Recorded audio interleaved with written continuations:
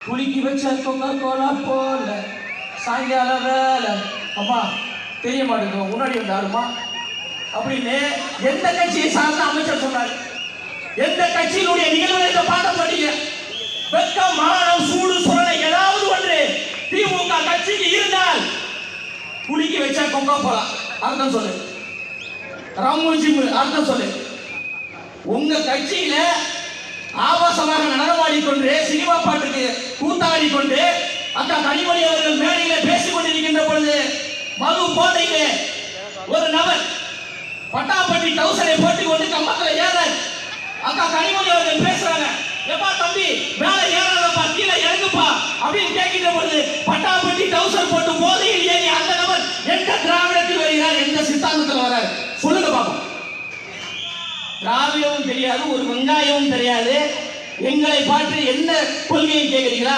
தெம்பு இருந்தா, துணிச்சல் இருந்தா, தில் இருந்தா நாங்க பேசுவோம். சமூக நீதினா என்ன, சமத்துவம்னா என்ன, இடஒதுக்கீடுனா என்ன, மாநில சுயாட்சினா என்ன, தந்தை பெரியார்னா யார், அண்ணல் அம்பேத்கர்னா யார், வேலுநாச்சியார்னா யார் என்று நேரடியாக விவாதம் செய்வதற்கு நான் தயாராக இருக்கிறேன். வரீங்களா?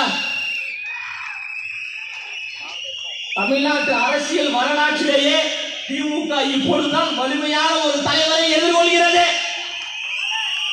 பக்காமாஸ் கட்சியின் தலைவர், பக்காமாஸ் கட்சியின் தலைவர் என்று நம் தலைவரை சில தற்குறிகள் விமர்சித்துக் கொண்டிருக்கிறார்கள். ஆம், எங்க தலைவர் பக்கா மாஸ்டா. ஒரு பக்கம் 10 கட்சி கூட்டணி, ஒரு பக்கம் 8 கட்சி கூட்டணி, எல்லாம் சேர்ந்து கொண்டு ஒற்றை தலைவரை எதிர்க்கிறீர்கள் என்றால் எங்க தலைவர் பக்கா மாஸ். நீங்க கூட்டாக வந்தாலும் சரி, கூட்டணியோடு வந்தாலும் சரி, ஒத்தையாக நின்று தமிழ்நாட்டில் ஆட்சி அமைக்கக்கூடிய மாபெரும் தலைவராக காமராஜரின் பேரனாக அண்ணன் விஜய் அவர்கள் இருக்கிறார். நேர்மையான ஆட்சியை, மண்ணுக்கான ஆட்சியை, மக்களுக்கான ஆட்சியை அவர் உருவாக்கத்தான் போகிறார்.